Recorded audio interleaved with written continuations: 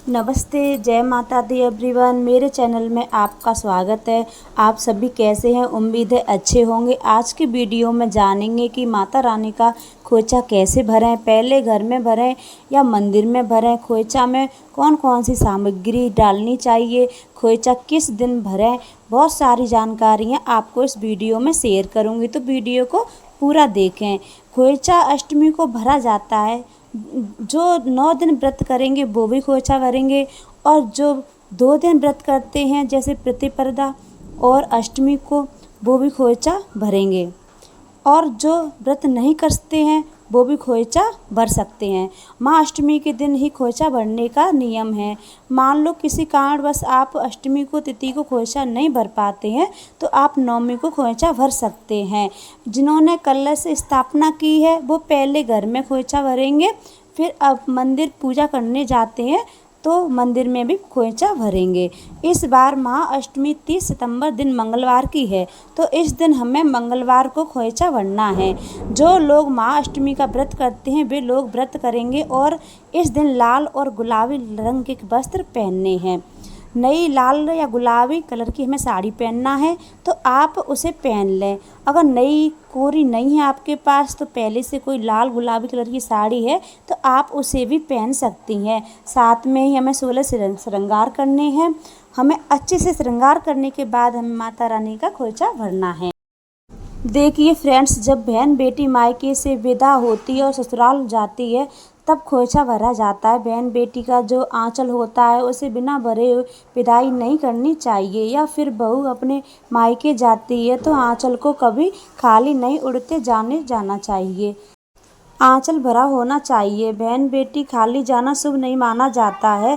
ठीक उसी प्रकार माँ दुर्गा भी हमारे घर पर 9 दिन के लिए आई हैं।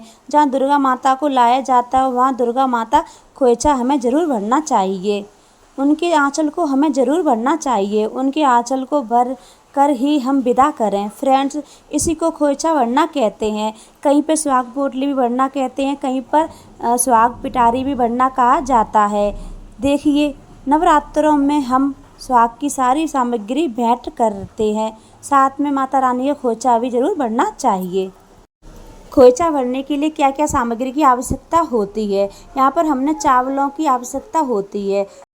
जब शादी के पहली साल जब लड़की का खोइचा भरा जाता है तो यहाँ पर चावल की जगह जीरा भी लिया जाता है। आप साथ में ड्राई फ्रूट्स भी ले सकते हैं।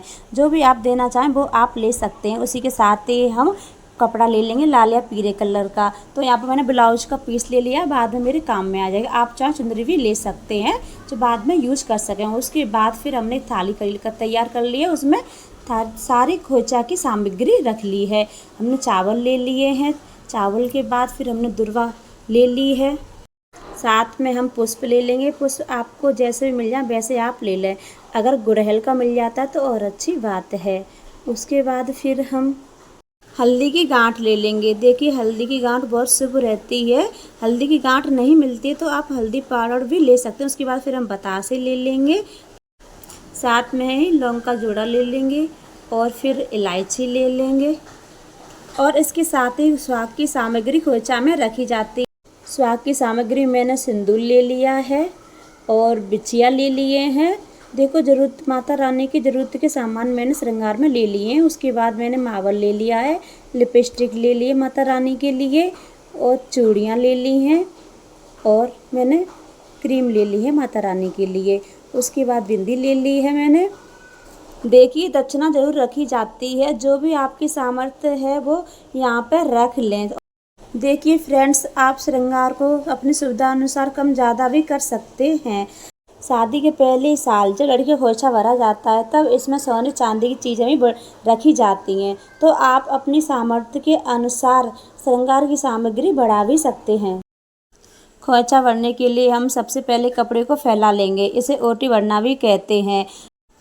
कहीं कहीं सुहाग पिटारी भी कहा जाता है। तो इस तरह दोनों हाथों को मिलाकर पसों बना करके हम 5 बार चावल पसों में भर के माता रानी के नाम लेकर कपड़े पे डाल देंगे। तो यह घर की सुख शांति के लिए बहुत ही अच्छा होता है। सुख समृद्धि के लिए बहुत अच्छा रहता है और जो बहन बेटी है उनके घर की सुख समृद्धि के लिए ये बहुत शुभ होता है।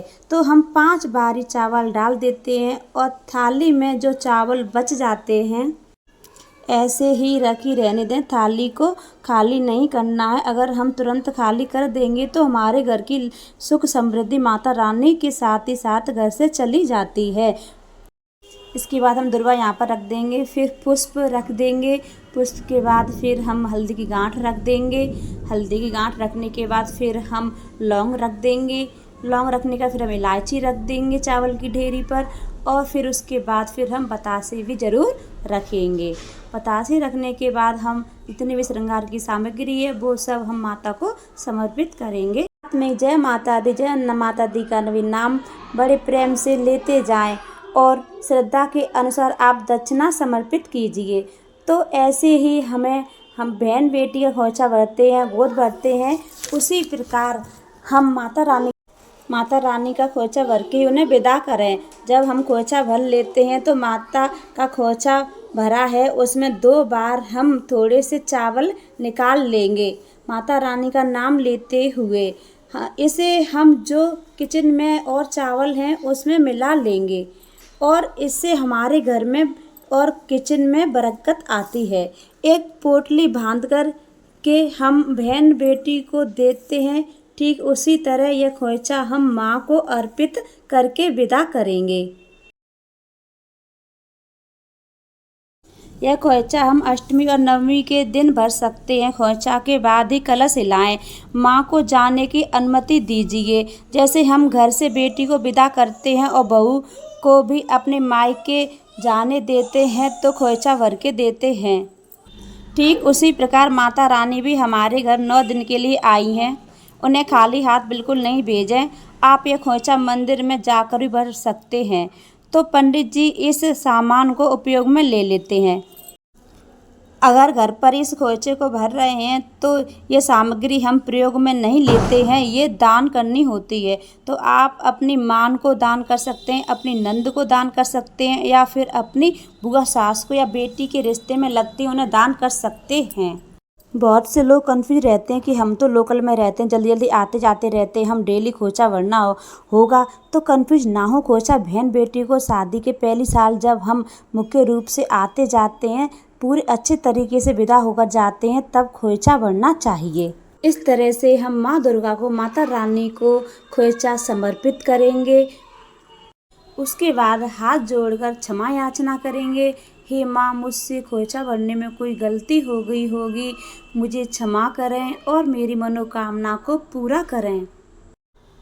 तो फ्रेंड्स, खोंचा भरने की यह संपूर्ण विधि आपको कैसी लगी मुझे कमेंट करके ज़रूर बताएं। कमेंट में जय माता दी ज़रूर लिखें और मेरी वीडियो ज़रा सी भी यूज़फुल लगी हो तो प्लीज़ लाइक कर दें और मेरे चैनल को सब्सक्राइब करना ना भूलें।